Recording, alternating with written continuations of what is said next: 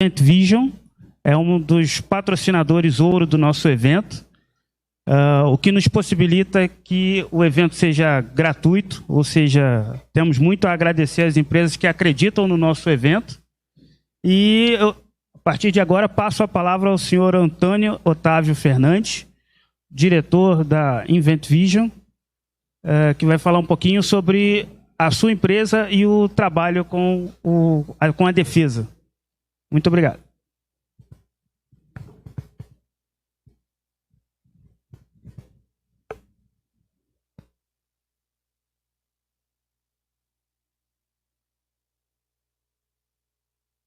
Acho que agora ficou ok, né? Agora sim.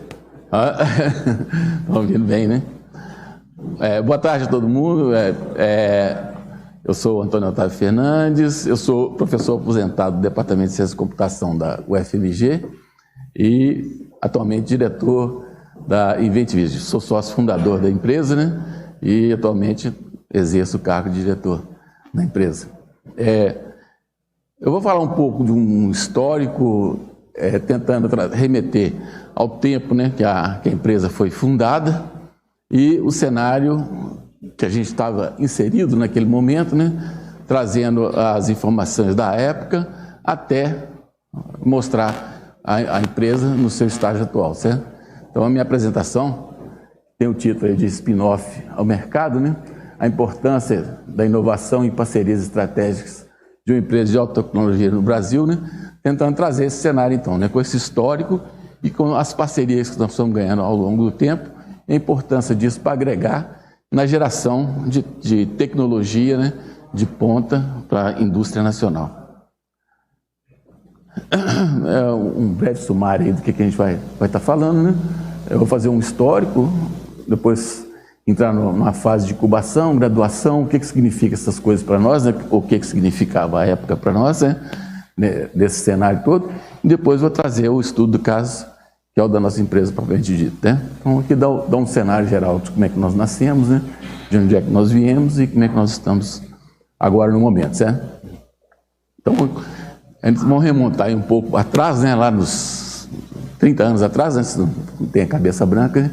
Então a gente tem que aproveitar para falar dos momentos, dos momentos que nós passamos, né? Para viver o estágio atual que nós estamos, né? Então, remontando a 92, né? Nós tivemos a extinção da reserva de mercado para produtos de informática, né? E naquele momento ali, com a liberação, né, nasceu a lei de informática nos moldes que a gente ainda tem até hoje, né? Quer dizer, ou seja, nós paramos de ter uma reserva de mercado para as empresas nacionais e passamos a ter uma competição internacional. E para compensar essa competição, na realidade, o governo criou essa lei de incentivo às empresas de informática à época, certo? Quer dizer, no início, né, todo mundo aprendendo com esse novo modelo, de como é que as coisas iam acontecer, né? Eu acho que efetivamente começou a rolar alguma coisa mais concreta nesse meio aí, foi lá para os anos de 96, certo? Mas a lei de informática já era lá dos anos de 92 mesmo, né? Bom, aí descobriu-se, né, que na realidade a massa crítica nossa era muito ruim em termos de formação de recursos humanos, né? Não tinha, a formação era muito incipiente, é pouca coisa para um programa muito mais ousado que fosse, certo? Então daí nasceram outros programas, né, que vieram a fomentar isso. Tem o Softex, né, que visava a criação de novas empresas, né, principalmente na área de informática, que era a grande promessa da época, né? E dentro das universidades, de um modo geral, né, o programa Protem, que visava exatamente trazer para dentro do cenário das universidades um novo potencial, né, para a criação de novas oportunidades para as pessoas que estavam chegando para formar, para ter a formação na época, né? Além disso, na internet nessa época não existia. Nós não tínhamos internet no Brasil, né? Então daí foi criado o programa da RNP, né? E esses programas, todos eles tiveram um sucesso razoavelmente grande, né? A RNP instalou internet no Brasil inteiro, né? Começou interligando as universidades, daí há pouco tempo, as empresas de telecomunicações foram assumindo o seu papel em cima desse cenário e conseguiu estabelecer uma rede de internet razoável dentro do país todo, né? Todo mundo interligado, funcionando e trabalhando nisso, né? A partir desse momento aí, né? Aí nós já estamos começando a chegar perto dos anos 2000, né? Aí começou os programas de incentivo ao empreendedorismo, né? Quer dizer, nós temos que fazer empresas, né? Tem que ter negócio, as coisas têm que começar a acontecer, né? Então começaram a fomentar os empreendedorismo, né? E começaram a aparecer as incubadoras de empresas, essas coisas todas, exatamente para fomentar os alunos, né, que estavam aprendendo essas novas tecnologias, né, a fundar seus novos negócios, baseado nessas tecnologias e nos novos conceitos, né, trazendo aí uma modernidade, vamos dizer assim, para as nossas empresas, né. Basicamente, a gente tinha financiamentos aí do BNDES, né, como é até hoje, né, a FINEP e as FAPs. Então, isso já remonta lá desde os anos da década de 90, né? E foi evoluindo para aí o governo trazendo algumas coisas novas, né? De lá para cá, né? Programas novos, algumas particularidades, né? Que vão surgindo dentro desse cenário de financiamento para fomentar a criação e a implementação de novas empresas, novos negócios, né? Embrapi, Lei do Bem, essas coisas foram acontecendo ao longo do tempo, né? Bom, para que isso, né? Os seres vivos, né, nascem, vivem e morrem, né? Então tem essa teoria da evolução das espécies, de um modo geral, né? Mostra aí, né, os fenômenos de cruzamento, mutações e influências, de um modo geral, né? Para que a seleção, para que a evolução aconteça, né? Mas a seleção dos melhores é implacável, né? Não tem jeito. Então, o que a gente tem de mortalidade infantil é muito grande, então a gente tem que cuidar desde os primeiros momentos, né? Para que as coisas aconteçam, né? E dentro das empresas é a mesma coisa, né? Os primeiros anos de uma empresa é uma coisa sofrível, né? Normalmente as pessoas não conhecem nada, não sabem nada do assunto, entende um pouco da tecnologia, às vezes nem isso, né? E, mais uma vez, né, a lei da conservação, né, estabelece, entra aí, né, e se você não tiver algum apoio, alguma sustentação para esse pessoal que está nascendo, as coisas pioram muito, né? Quer dizer, a gente vê a evolução no tempo, né? Hoje a gente tem aí as aceleradoras, incubadoras, aceleradoras, e um monte de outros programas, né? Tentando exatamente, né, diminuir a mortalidade das empresas nesses primeiros momentos, né, e conseguir uma melhor aceitação dos novos conceitos no longo do tempo, né? Exatamente por esse processo ser muito lento, né, essa mistura ser muito lenta, né, essas aceleradoras, essas coisas todas, que possibilitam, então, uma inserção mais rápida dentro dos mercados, né? Nós vamos ver um pouco mais à frente, né, que a nossa empresa nasce exatamente nesse conceito, né, dentro de uma incubadora, dentro da própria UFMG, né? Bom, esse processo aí de a gente ir tentando por conta própria, né, é um processo realmente doloroso e lento, né, e acaba sendo inadequado para as fases que nós estamos, né? Então, as startups, né, que é um novo conceito que aparece, né, são empresas com conceitos inovadores, né, realmente que já nascem, né, com um paradigma da inovação, né, e com certeza, né, isso a gente tem muito claramente, né, que sem inovação não tem empresa que sobreviva, né? Então, isso não é uma opção, né? É uma obrigação a empresa trazer dentro do seu conceito, né, inovação. E muito interessante também que a gente observa ao longo do tempo, né, é que essas grandes empresas, todas elas de um modo geral, né, não tem grandes inovações que nascem dentro delas, né? E as corporações vão ficando tão inchadas que fica difícil fazer inovação. É tanta reunião, é tanta coisa, é tanta interação que tem que ter entre as pessoas, né, que na realidade acaba que as startups que já nascem com essas novas ideias, elas normalmente são absorvidas por essas grandes, né? Então, todas essas grandes passaram a ter, né, alguma coisa em cima das startups nascentes, né, exatamente para adquirir e pegar as tecnologias novas, os conceitos novos que estão nascendo e trazer para dentro das suas corporações, certo? Mas, claramente, né, a inovação é um ponto fundamental para o crescimento disso, né? Bom, e a universidade, né, é um ponto focal em cima dessa questão da inovação, né? Com as pesquisas, né? E interação, né? Principalmente com empresas e tudo mais, né?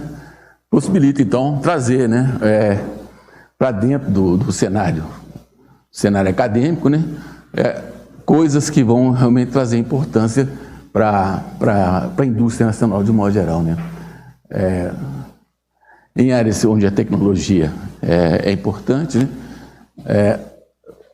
Só tem interesse, né? Ou só tem fundamentação, né? Ou só tem relevância coisas que efetivamente trazem alguma inovação, alguma oportunidade nova para as empresas, na realidade, né?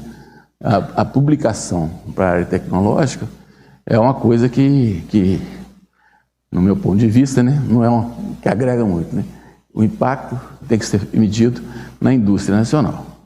Ou seja, quando você tem indústria pujante, fortalecida, significa que você tem uma boa academia, né? É o que a gente assiste, né? Aqui em São Paulo, em Minas mesmo, e outros lugares onde tem universidade tecnológica com força. Aí aparece, né? Nós estamos assistindo aqui desse evento aí, né? Os pesquisadores, né, na realidade, são os fomentadores desses empreendimentos, desse empreendedorismo, dessas coisas todas, né? E o negócio, né, acaba sendo a saída para essas coisas, né? Bom, isso tudo tem que ser financiado, né? E a forma de financiamento entra exatamente naquilo que a gente estava falando lá, né?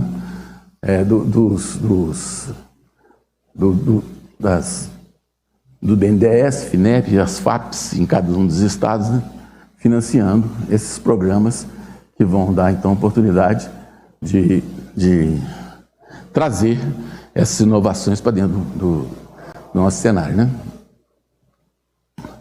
Então, na realidade, é identificar um problema que possa ser resolvido com a tecnologia que você domina, né?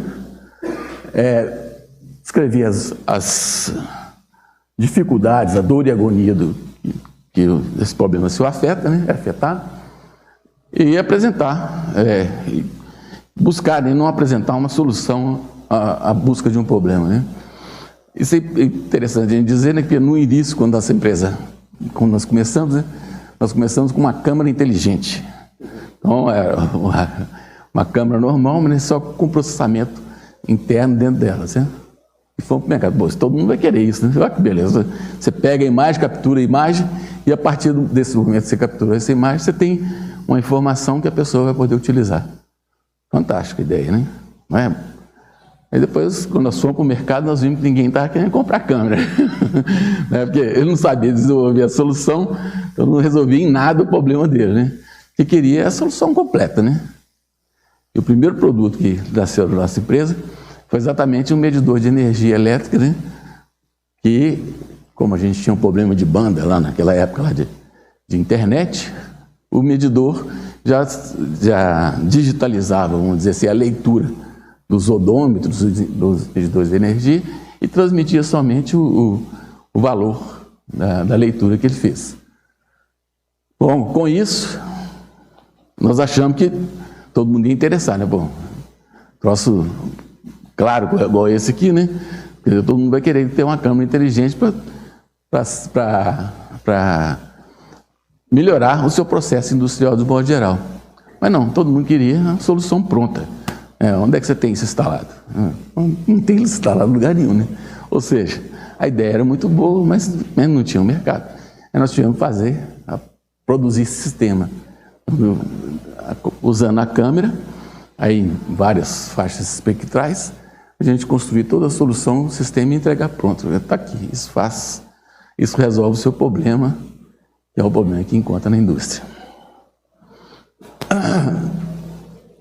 Bom, então, na realidade, né, A gente tem que observar, né, para onde se vende, quem compra, que preço que vai ser colocado, né, como anunciar, divulgar isso em artigos, em eventos iguais que nós estamos tendo aqui, né, website, feiras, exposições, né, e conhecer as pessoas, né, corretas que você deve abordar e falar das tecnologias que você tem, né, até para entender. Quer dizer, hoje nós estamos em 2023, nós estamos falando da empresa que nasceu em 2003, 20 anos atrás, câmera, ninguém nem sabia o que é isso. Hoje todo mundo tem uma câmera no celular, usa, faz um montão de coisa com essas câmeras, todo mundo sabe o que é.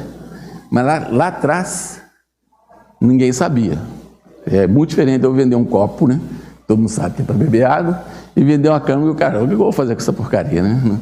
Ninguém entendia o que podia ser feito com aquilo, né? Agora, hoje não. Hoje nós estamos sentindo que já é o momento nosso. E agora todo mundo sabe o que se faz com a câmera. Bom, aí tem esses detalhes aí de escrever a concorrência, tomar cuidado, né, com concorrências menos evidentes, né? Por exemplo, eu cito ali a FireWire com RS-232, né? Uma vez nós fomos na fábrica de cigarros da... Como é que chama essa? Em Uberlândia, uma fábrica gigantesca, então, e tinha uns cigarros que saíam sem fumo dentro, então esse cara queria saber como é que fazia, porque se o papel estava enrugado para poder expulsar o cigarro que não tinha fumo, né? Fiquei difícil, complicado, né? Aí, na verdade, o cara colocou um ventiladorzinho, o cara, quando não tinha fumo, o cigarro não pesava nada, era expulso da esteira e resolveu o problema sem muita complicação, né? Então, é mais um detalhe que a gente tem que estar prestando atenção, né? Evidentemente, tem a questão da inovação incremental, né? Quando já alguma coisa que você já opera, você simplesmente agrega mais informação naquilo, né? Pequenas melhorias, né? E a inovação radical, né? Quer dizer, novos conceitos, novas formas de analisar o mesmo problema, né? Com novas tecnologias, com outras ferramentas, né? Nessa inovação radical, recentemente a gente acabou de lançar um medidor de nanopartículas, né? Esse medidor de nanopartículas, ele usa uma Teca DLS, uma Teca super antiga, o Oscar Nassif, que é nosso parceiro nesse desenvolvimento, foi a dissertação de mestrado dele. Você já está com 70 anos também, igual eu. Foi a dissertação de mestrado dele, quando ele tinha 20 e poucos, né? E agora nós implementamos isso tudo num caixotinho. 20 por 20, vamos dizer assim, né? Que realmente é um novo conceito e é uma melhoria incremental razoavelmente grande, né? Traz uma inovação radical aí para medição de nanopartícula em suspensão. Bom, as empresas inovadoras, né, devem propiciar um ambiente criativo, né? Você tem que estar num espaço onde as pessoas se interagem, né, e possam realmente criar, né, ser livres para poder colocar as ideias, né, e discutir e planejar, né, direcionar a pesquisa para problemas reais, né? Você pode ser criativo, mas dentro de um foco, dentro de uma perspectiva, dentro de um determinado arranjo, né? E prover um ambiente tecnologicamente evoluído, né? É o que a gente assiste, né, nos parques tecnológicos. Nossa empresa está no Parque Tecnológico de Belo Horizonte, da mesma forma que vocês têm aqui o Parque Tecnológico de São José dos Campos, né? Que é também um sucesso aí. Então é um ambiente tecnologicamente evoluído, onde você encontra com pessoas de várias empresas com o mesmo objetivo, com a mesma... Isso eu já falei, né, um pouco disso, né? BNDES, FINEP, e as FAPs de um modo geral, né, são as agências fomentadoras onde a gente tem que buscar recursos, né? Isso custa muito caro, né? Fazer inovação tem um custo muito grande e é necessário que o governo entre com alguma parte disso aí, auxiliando no desenvolvimento dessas... Bom, só fechando esse primeiro cenário aí, né?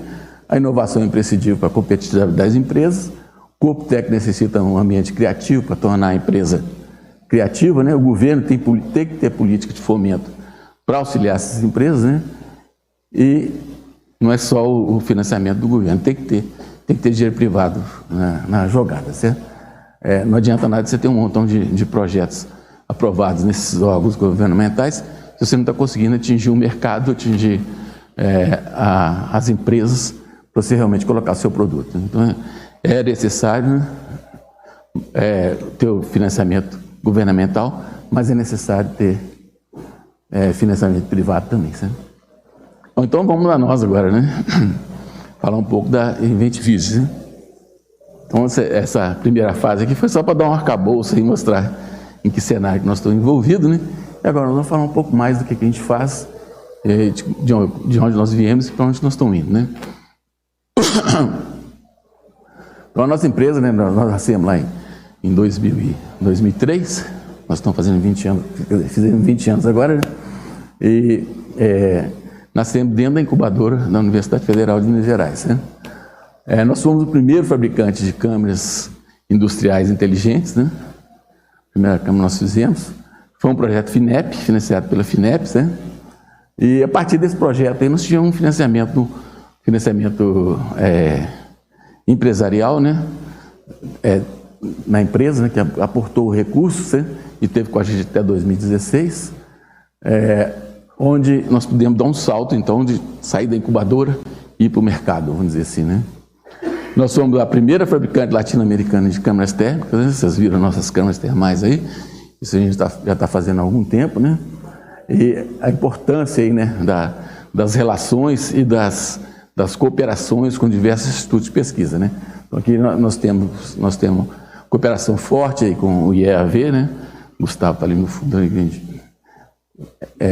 junto com o IEAV e com o CETEX, lá no Rio, né? Somos membros aí do programa de Inception da NVIDIA, né? E acabamos de fazer nossa primeira certificação TR com a nossa câmera de visão noturna. A nossa câmera de visão noturna tem um TR. Então, para a gente estar expondo isso aqui, a gente imagina, não, qualquer um pode trazer uma câmera de baixo e colocar. Não pode não. Isso é uma câmera de visão noturna, isso é um produto controlado, e para ser produto controlado você tem que ter certificação. As certificações necessárias para isso. Então, nós acabamos de acontecer isso. Então, vocês não viram a gente antes, a gente nem podia mostrar, porque nós não tínhamos as certificações. Nós conseguimos agora há pouco tempo.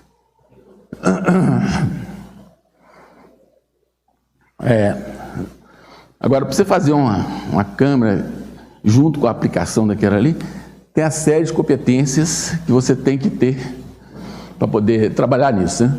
Sistemas embarcados, a primeira coisa, né? Quer dizer, as placas de circuito, a eletrônica que está atrás daquele sensor ali, é uma eletrônica complexa, que permite você extrair a imagem que está sendo gerada no sensor, que é a parte de entrada da câmera, né? Retirado isso, você processa essa informação, agregando novas informações ou não, certo? E a partir daí você joga para o mundo. Então, você tem uma arquitetura já complexa desde o início, né? Exige o domínio domínio profundo, né, de sistemas embarcados, sistemas de imagens multiespectrais, né? Que a gente faz câmera no visível, no infravermelho, no ultravioleta, e assim construindo aplicações em cima dessa gama de espectros. A aplicação em si, eu tenho que conhecer de processamento de imagem e de visão computacional, né?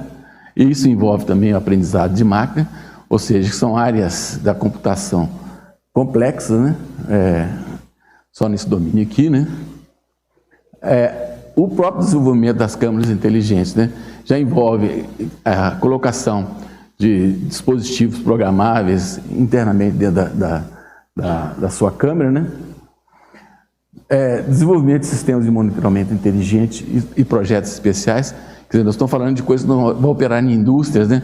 Com ambiente hostil, calor e uma série de outras coisas que exigem, né?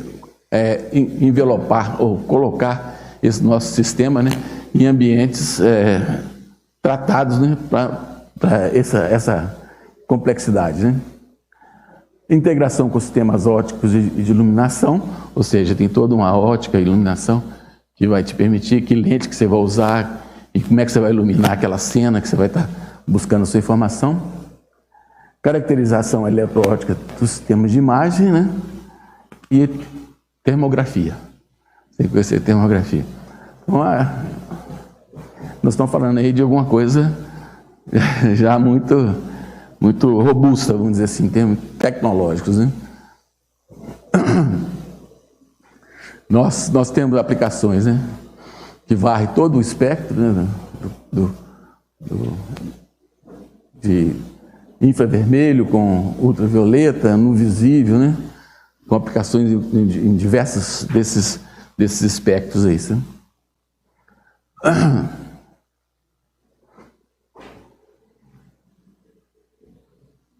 Então aí nos permite construir, então, né, dado essa colocação, né, produtos na fronteira da tecnologia, né, dando aí um certo ineditismo para os produtos que a gente desenvolve, certo? Aqui é importante dizer que, normalmente, que a gente assiste no mundo, de um modo geral, né, são pessoas que fazem câmeras, né, tipo FLIR, Basler e outros, né? Você tem vários fabricantes de câmera. E você tem gente que faz aplicação. No nosso caso, a gente atua nas duas pontas, né? A gente constrói a câmera e trabalha na aplicação. Isso dá um diferencial para a gente muito grande, porque a gente pode atuar internamente nos parâmetros do seu sensor, né, vamos dizer assim, sensor de visão mesmo, para poder agregar funcionalidades ou melhorar a performance da aplicação que você está desenvolvendo, certo? Então, dá um diferencial importante aí. Então, está aí alguns parceiros, né, que nós temos, né? A NVIDIA no programa Inception, Texas, Fraunhofer, Basler, Optima, Laboratório do UFMG, UFMG, PUC, IAV, CETEX, Cefet. E é extremamente importante a gente ter essas parcerias, né? Porque através dessas parcerias é que você consegue efetivamente desenvolver seus produtos, né, com o pessoal que são especialistas em determinado domínio ou em determinada aplicação, vamos dizer assim. Mostrando um pouco das nossas capacidades técnicas, né? Desenvolvimento e aplicação de monitoramento e inspeção, identificação e rastreabilidade por imagens, né? Aqui, essa aplicação que nós fizemos, né, foi para medição de temperatura, né? Na época do Covid, nós falamos, isso vai vender igual água, né? Ninguém comprou. Nós vendemos alguns módulos desses para Singapura. No Brasil, ninguém comprou. A gente até viu, né, no aeroporto, alguns aí. Nós chegamos aí em frigorífico. O pessoal preferiu ser fechado do que comprar o sistema. Então, é difícil, não é fácil, né? Muito daquilo, né? Quando começou a Covid, né, a pessoa falou assim, mas vai durar 2 meses, né? Como é que eu vou investir 80 mil num sistema que vai me monitorar o pessoal aqui o tempo todo por 2 meses? O troço durou 2 anos, 3 anos, aí até hoje. Então, a visão era completamente diferente. Então, naquela questão dos 2 meses, a coisa foi passando e ninguém investiu, né, nessa coisa aí, né? Então, em cima dessa aplicação de monitoramento, né, de inspeção, nós temos detecção de obstáculo, movimento, rastreamento, imaginamento multiespectral, hiperespectral, visão noturna, termografia, realizamento.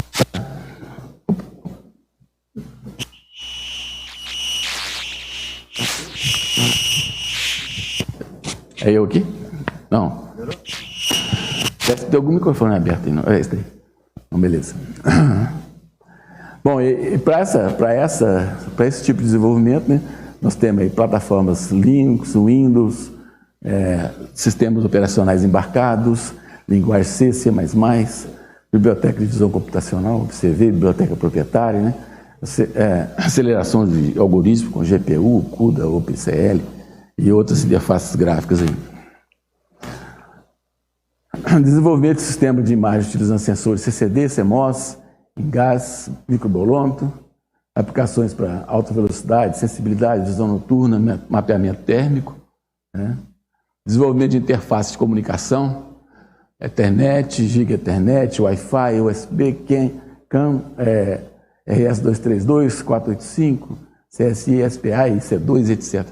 Quer dizer, todos dominar essa gama inteira, porque de acordo com a aplicação que vai aparecendo, né, você vai precisar de um protocolo de comunicação que é diferente. Então, exige um domínio dessa parafernália inteira, né? Desenvolvimento de módulos embarcados para controle automático de ganho de disposição, quer dizer, dentro da câmera ali mesmo, né, eu tenho que ter esses ajustes, né, para poder me permitir fazer a aplicação que eu tenho, né, autofoco, detecção de movimento, rastreamento, registro, fusão de imagem, geração de mapeamento. Então, são algoritmos que podem estar integrados ou dentro da câmera mesmo, né, dentro do dispositivo de processamento interno dela, ou em alguma GPU colocada ao lado da câmera. Desenvolvimento de sistema embarcado, né? Quer dizer, todas aquelas placas que vocês viram lá no nosso stand foram desenhadas para a gente, né? Então, o projeto é todo nosso. E são designs razoavelmente complexos, né? Via de regra, essas placas têm 12 layers.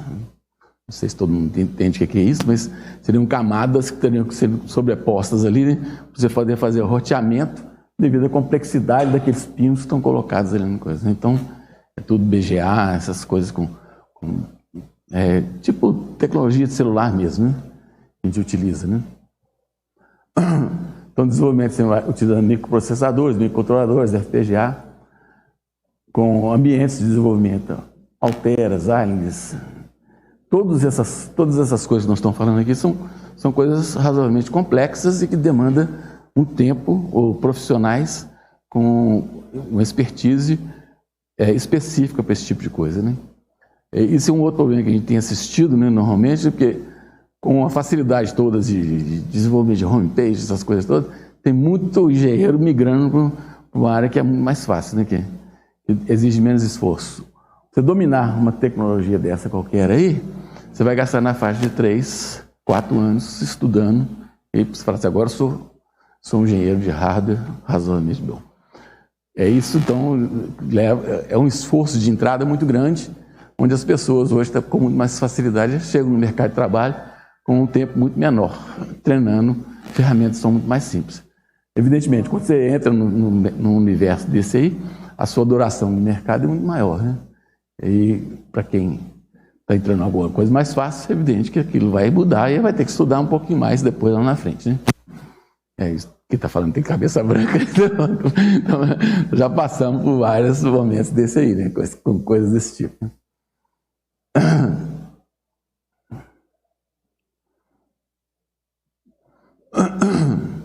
Então tá aí os ambientes de montagem, né? Estação de retrabalho de SMD, depuração elétrica de sinais funcionais eletrônicos, né?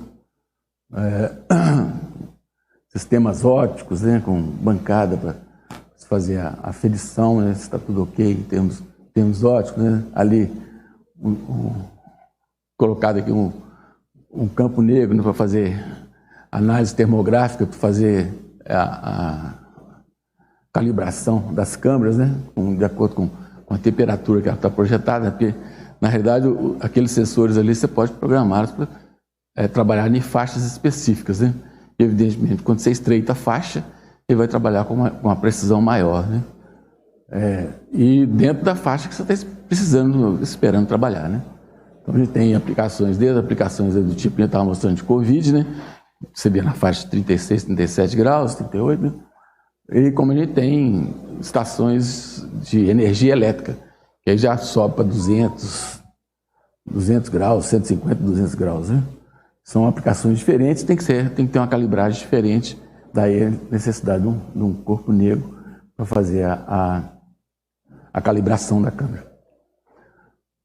A gente faz todo o projeto mecânico dos nossos produtos, né, com renderização, projetos 3D, com prototipação e tudo mais, para chegar na aplicação final dos produtos que a gente coloca no mercado, né? Então, mais algumas aí, mais algumas demonstrações. Essa câmera aqui é uma câmera que a gente vendeu para um laboratório aqui do ITA, um projeto da Petrobras. Não tem detalhes assim de qualquer mesmo, não. mas foi uma câmera de 20 megapixels, né? Era um projeto que eles tinham um sistema muito grande, precisava de um pixel grande. Então, o sensor dessa coisa aqui é um sensor, tipo aqueles filmes antigos que a gente tinha, né, de 35 milímetros. É o tamanho do sensor disso aí, para ter um pixel razoavelmente grande, para dar a precisão da colocação da chapa que ele precisava na cena da aplicação dele, né? E essas modelagens aí nossas, a gente usa softwares também específicos, né, para sistemas de modelagem 3D. Câmera visível, né, monitoramento de alta resolução ainda, câmera visível. Aqui, ó, é monitoramento de alta resolução, mas com câmera no visível. E aqui essa é uma vista que a gente tem lá do Parque Tecnológico de Belo Horizonte, né?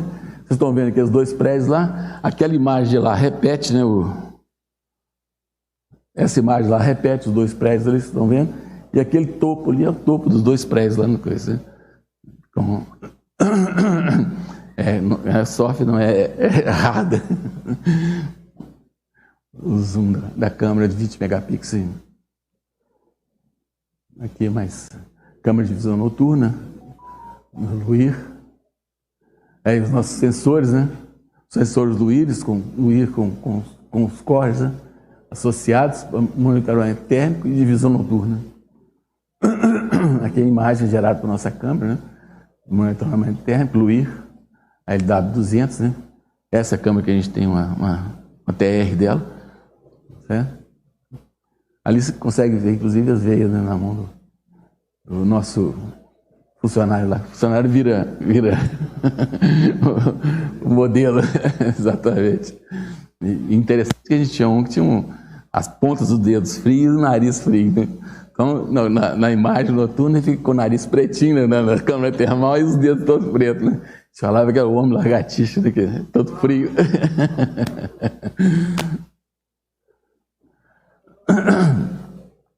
Isso aqui já foi um desenvolvimento, né, com o pessoal do EAV, a câmera SWIR, né, LW200, monitoramento térmico e visão noturna. Essas aqui são imagens geradas com essa câmera, né? É uma vista ainda do parque, né? Aqui é a visão normal, né? E a visão com uma pseudocoloração. Aqui é uma câmera LUIR associada com uma câmera no visível, né? Para monitoramento de subestação de energia elétrica. Então aqui você consegue fazer o monitoramento 24 horas. Por conta quer dizer, à noite, né, você não teria visão, né? Então com a câmera durante o dia na câmera visível e à noite com a câmera LUIR. Isso associado nesse pan tilt, né? Eu posso fazer a varredura de uma subestação, não digo inteira, mas boa parte dela. E esse invólucro, para vocês terem ideia, é um invólucro IP68. Eu posso trabalhar com esse submerso. IP68 é que você pode trabalhar submerso. Ele foi projetado para trabalhar em condições até debaixo d'água, vamos dizer assim. Aqui é uma câmera LUIR também, fazendo track de objetos, né, que é detectando pessoas, né? Ali perto do carro tem uma lá também, no meio da rua. Aqui é um projeto que nós fizemos com o CETEX, fusão de imagem, né? Duas imagens em espectros diferentes, e a gente consegue fazer a imagem. Então, que é LUIR e SWIR, né? Com essas duas imagens eu consigo, então, fazer uma melhoria da coisa. A fusão de imagem, na realidade, né? Eu pego duas imagens com características diferentes, né? De acordo com o espectro que está visualizando. Eu pego o melhor de cada uma das qualidades e sobreponho uma na outra, gerando uma imagem melhor do que aquela anterior. Certo? Então, por exemplo, se eu teria uma pessoa atrás de uma moita, por exemplo, né? Na câmera visível eu estaria enxergando a moita e na câmera termal eu estaria enxergando a pessoa. Na fusão de imagem eu estaria enxergando a pessoa atrás da moita. Mais ou menos isso. Durante a execução desse projeto, tinha o teste do saco preto. Não tinha o saco preto, alguém enfiava a mão assim no saco preto e Você pegava a imagem, aí você via o saco e via a mão lá dentro. Então, na visível, né, você conseguia enxergar o invólucro. E a mão que estava lá dentro, você conseguia ver com a termal.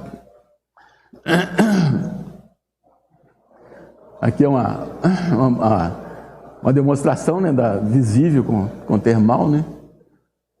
Aqui é uma imagem termal, a imagem do visível. E assim por diante. Aqui, uma imagem Luir, uma imagem Suir, e lá uma imagem fundida as duas. Né? Você vê que aqui, ó, no óculos, né, na Luir, você não enxerga o olho dele. Naquela lá você já enxerga o olho, na outra você enxerga o óculos e o olho dentro, atrás do óculos. Então, fusão de imagem é um dos algoritmos importantes para a gente aí, né? Aqui também, né? Mostrando a água quente, a água fria, né? Elas ficam branca e preta, né? No Suir. Olha lá, o Rodrigo é o nosso funcionário. Aí ele tem problema de calor, tá vendo? Então é o nariz dele que fica preto. Ele tinha o nariz frio. Aí também mostrando a fusão de imagem, né? Então aqui na hora que... Isso tem um filme, no instante tem um vídeo disso aí. Então na hora que ele vai entornando a água, né, a água fria preta e a água quente branca, né? Na hora que as duas vão fundindo, a cor vai ficando misturada. Ao longo desses tempos aí, nos projetos de pesquisa que nós desenvolvemos ao longo dos anos, né, desde 2001, quando nasceu a empresa, né, 2003, até agora aí, projetos desenvolvidos ano a ano, né?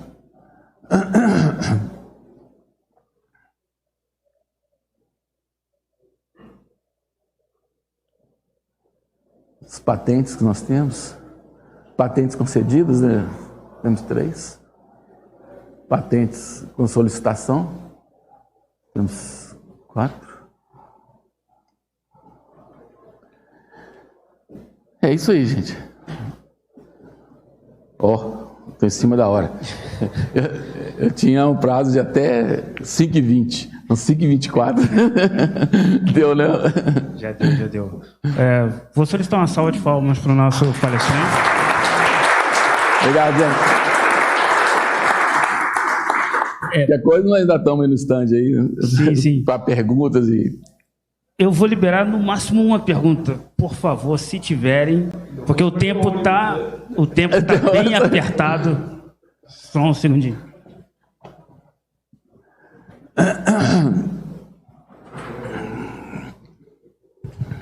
Obrigado pela apresentação. Parabéns. Obrigado. Na verdade é simples a pergunta, né? Na verdade você comentou lá sobre há 70 anos foi desenvolvida uma pesquisa de ponta e aí depois de um tempo não tinha tecnologia para implementar, né? Aí depois implementou a tecnologia, né, em outra situação e ela não conseguia ser aplicada, as pessoas não queriam comprar, né? Então como a gente consegue diminuir esse delay aí? E uma motivação também, né? Conselho para motivar novas startups que se iniciam, para que as mesmas não sejam um natimorto, né? A pessoa nasce e daqui a pouco já está morrendo já. Com as experiências aí. Obrigado. Quer dizer, na verdade, a tecnologia que eu tinha citado, né? É que tinha sido a dissertação de mestrado, talvez eu não tenha explicado bem, né? A dissertação de mestrado, e não, agora está no mercado.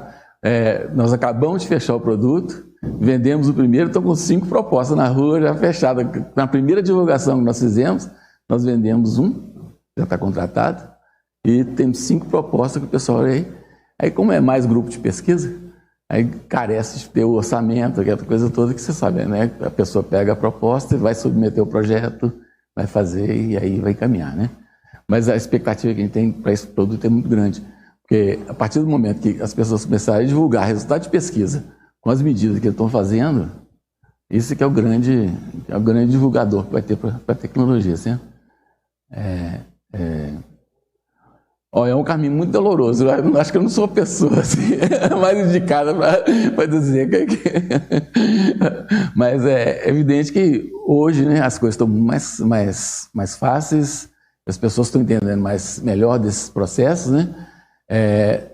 Tem ciladas que as pessoas têm que tomar cuidado para não cair nelas, né? Nós tivemos um sócio que atrapalhou um pouco a nossa vida, né, durante durante essa trajetória, quer dizer, apesar de ter aportado capital, essa coisa toda, mas tem que estar com tecnologia na veia, porque senão você não acredita. Se você não acreditar nisso, você não vai para frente, não. Né? Você para. É muito problema, muita coisa que você tem que ter. Você tem que estar com muita vontade para fazer. Certo? E aproveitar essas oportunidades aí que tem para incubação e tudo mais, né? E estar atento para ciladas, vamos dizer assim. Não cair, não. Não sei se eu respondi, mas de qualquer maneira eu estou ali, né? A gente pode conversar mais a respeito. Senhores, mais uma vez agradeço a presença de todos. Muito obrigado pela palestra. Mais uma vez uma salva de palmas para o nosso palestrante. Obrigado.